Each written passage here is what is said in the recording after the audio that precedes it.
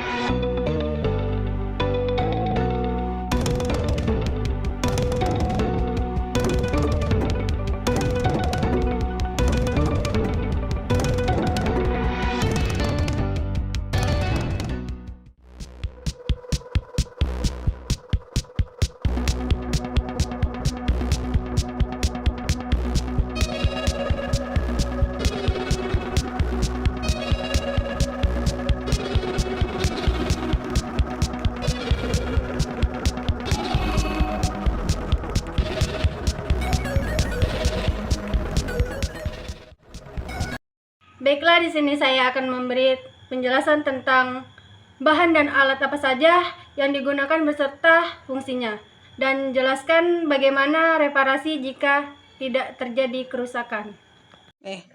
Kita mulai dari bahan-bahan utama yang digunakan pada kapal komposit. Bahan pertama adalah serat penguat yang berfungsi sebagai penopang kekuatan utama kapal. Serat yang paling sering digunakan adalah glass fiber atau serat kaca karena kuat, mudah didapat, dan harganya relatif terjangkau.